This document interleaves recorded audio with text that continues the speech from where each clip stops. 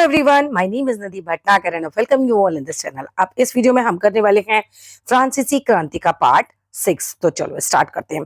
France संवैधानिक राजतंत्र बन गया। अब हमने पिछली वीडियो में देखा था कि फ्रांस में किस तरीके से लोग सड़कों पर उतर आए, लोगों ने नेशनल असेंबली बना ली और फाइनली राजा को ये मानना पड़ा, हम कह सकते हैं हार माननी पड़ी और नेशनल असेंबली को कहीं ना कहीं एक्सेप्ट करना पड़ गया था। अब वो जो है एक तरीके का संवैधानिक राजतंत्र बन गया, बिकॉज राजा ने कह दिया था ठीक है आप कॉन्स्टिट्यूशन बना लीजिए, आप संविधान बना लीजिए, मेरी पावर अब उसके हिसाब से ही चलेगी। अब नेशनल असेंबली ने सन 1791 में संविधान का प्रारूप पूरा कर लिया था। यानी कि जब नेशनल असेंबली ने कहा था कि भाई हम एक संविधान बनाएंगे, तो वो संविधान 1789 से तो जो हमारा पूरा विद्रोह स्टार्ट हुआ, संविधान बनाने की बात उठी और 1791 तक जाके हमारा ये संविधान जो है वो कंप्लीट हो जाता है। पूरा इसका प्रारूप तैयार कर लिया जाता है। इसका मुख्य उद्देश्य क्या था, क्यों ये संविधान बनाया गया था? बिकॉज सम्राट की जो शक्तियां थी उसको सीमित करना था, राजा की शक्तियों को कहीं ना कहीं लिमिट लगानी थी। एक व्यक्ति के हाथ में केंद्रीकृत होने की बजाय अब जितनी भी शक्तियां हैं वो संस्थाओं के हाथों में, विधायिका अलग अलग संस्थाओं के हाथों में, जैसे विधायिका, कार्यपालिका, न्यायपालिका, इसमें विभाजित करी जानी थी, है ना। और इस प्रकार फ्रांस में संवैधानिक राजतंत्र की नींव पड़ी। अगर चित्र 7 की बात करें तो चित्र 7 नीचे हमें दिखाता कि नई राज व्यवस्था कैसी थी, कैसे काम करती थी। देखो न्यायपालिका होती थी, उसको तो डायरेक्टली वोट करते थे पीपल, है ना। यहाँ पर हमें दिखा रखा है कि भाई ये जो सारे लोग हैं ये न्यायाधीशों को चुनते हैं। इसके अलावा हम बात करें तो बीच में आ जाती है हमारी व्यवस्था, सॉरी कार्यपालिका। अब कार्यपालिका जो है उसमें राजा आ रहे हैं, उसमें मंत्री आ रहे हैं और फिर आती है हमारी विधायिका जिसमें नेशनल असेंबली आ रही है। अब यहाँ पर कुछ सक्रिय नागरिक और निष्क्रिय नागरिकों की भी बात हो रही है। जो सक्रिय नागरिक यानी एक्टिव सिटीजन्स जिनको बोला जाता है, उन्हीं को केवल वोट देने का अधिकार था, जिसमें 28 करोड़ जो जनसंख्या थी लगभग, उसमें से केवल 2.8 करोड़ जो जनसंख्या थी उसमें केवल 40 लाख लोग जो थे हमारे, उन्हीं को वोट देने का अधिकार था। निष्क्रिय नागरिक की बात अगर करें तो इन्हें मताधिकार प्राप्त ही नहीं था। 30 लाख पुरुष, महिलाओं, बच्चों, 25 वर्ष से कम उम्र के जो व्यक्ति उनको मताधिकार प्राप्त ही नहीं था, लोग वोट ही नहीं कर सकते थे। अच्छा, अब जो सक्रिय नागरिक वोट कर सकते थे उसमें से केवल 50,000 पुरुषों को वो लोग वोट करते थे। निर्वाचक, जिसे इलेक्टर्स बोला जाता था, निर्वाचक बोला जाता था। अब ये 50,000 लोग वोट करते थे, 745 सदस्यों को नेशनल असेंबली के ये लोग चुनते थे, ठीक है। इसके बाद आते हैं नीचे के पैराग्राफ पे। सन 1791 में संविधान के कानून बनाने का अधिकार जो है नेशनल असेंबली को सौंप दिया गया था। नेशनल असेंबली जो थी अप्रत्यक्ष रूप से चुनी जाती थी, डायरेक्ट नहीं चुनी जाती थी। सर्वप्रथम नागरिक जो थे एक निर्वाचक समूह का चुनाव करते थे।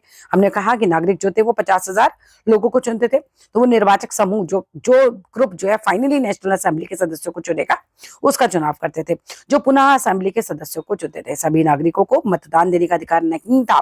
25 वर्ष से अधिक उम्र वाले केवल ऐसे पुरुषों को ही सक्रिय नागरिक जिन्हें मत देने का अधिकार था उनका दर्जा, नाम उनमें आया।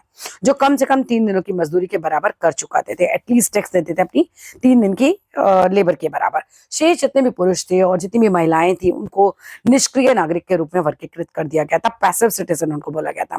निर्वाचक की योग्यता प्राप्त करने के लिए असेंबली के सदस्य होना के लिए लोगों को करदाताओं की उच्चतम श्रेणी में होना जरूरी था। अगर आपको निर्वाचक बनना है, जो 50,000 लोग हैं उस ग्रुप में जाना है, फिर उसके बाद आपको पूरा नेशनल असेंबली तक पहुंचना है, तो आपको हाईएस्ट टैक्स पेयर होना चाहिए वहां का, ठीक है, सबसे ज्यादा टैक्स देने वाले व्यक्तियों में से। अब आते हैं हमारे इस पिक्चर के ऊपर। यहाँ पर क्या बता रखा है, पुरुष एवं नागरिक अधिकार घोषणा पत्र दिखा रखा है जो 1790 में बना हुआ। ये है ले बार्बिए द्वारा ये चित्र बनाया गया था। अब यहाँ पर ये देख लो कि सबके अधिकार वगैरह लिखे गए, डिक्लेरेशन ऑफ राइट्स के बारे में है किस तरीके से।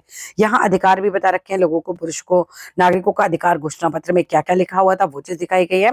संविधान पुरुष एवं नागरिक अधिकार घोषणा पत्र के साथ शुरू होता है, यानी जो स्टार्टिंग होती है वो डिक्लेरेशन ऑफ राइट्स के बारे में होती है। जैसे लोगों को जीवन जीने का अधिकार था, अभिव्यक्ति की स्वतंत्रता थी, है ना, कानून बराबरी के अधिकार थे, कानून में भी कानूनी अधिकार थे सब लोगों को। और ये कहा गया कि नैसर्गिक है, अहरणीय है, मतलब इनको कोई हर नहीं सकता, मतलब इनको कोई आपसे छीन नहीं सकता, हम कह सकते हैं इस अधिकार इस तरह के थे। और नैसर्गिक मतलब बार बार आपको बस मिलेंगे। ये अधिकार प्रत्येक व्यक्ति को जन्मना प्राप्त थे, यानी कि जन्म से प्राप्त थे, और इन अधिकारों को छीना ही नहीं जा सकता था। राज्य का यह कर्तव्य माना गया कि प्रत्येक नागरिक के नैसर्गिक अधिकारों की रक्षा राज्य करे। अब यहाँ पर एक पत्रकार की बात आती है। जॉन पॉल मोरा ने अपने अखबार लामी दी पल्प में नेशनल असेंबली द्वारा तैयार किए गए संविधान पे कुछ टिप्पणी करी थी। ये देख लीजिएगा, वैसे इतना इंपॉर्टेंट है नहीं, बस ये कौन थे और इनकी शक्ल जरा याद कर लीजिएगा। अब आ जाते हैं हम आगे की तरफ। राजनीतिक प्रतीकों के क्या मान्य थे? उस समय के लोग पढ़े लिखे नहीं थे बहुत ज्यादा, तो सिंबल्स बनाए जाते थे और सिंबल्स को लोगों को चीजें समझाई जाती थी।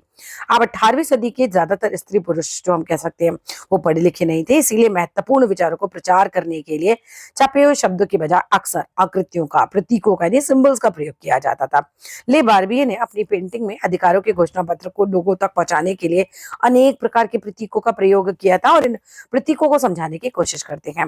देखो, टूटी हुई जंजीर दिखाई गई थी, ये दासों को बांधने के लिए जंजीर का प्रयोग किया जाता था, वो चीज दिखाते हैं। और टूटी हुई हथकड़ी उनकी आजादी का प्रतीक है। हमें पता है दासों को बांधने के लिए जंजीर का प्रयोग होता है, टूट गई तो मतलब आप नहीं दास हो, आप एक तरीके से आजाद हो।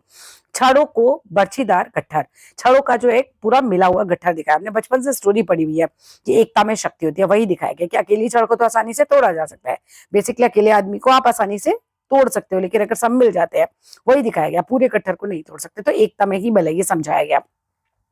त्रिभुज के अंदर रोशनी बिखेरती हुई आंख, सर्वदर्शी आंख ज्ञान का प्रतीक है, सूर्य की किरणें अज्ञान रूपी अंधेरे को मिटा देंगी, दिखाया गया है। राजदंड की बात करें तो शाही सत्ता का यह प्रतीक दिखाई है।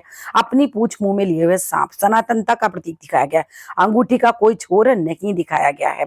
इसके अलावा सिंबल्स की अगर हम बात करते हैं तो लाल फ्राइजियन टोपी दिखाई गई है, जो दासों द्वारा स्वतंत्र होने के बाद पहने जाने वाली टोपी। जब दास स्वतंत्र हो जाते थे तो टोपी पहनते थे, नीला सफेद लाल।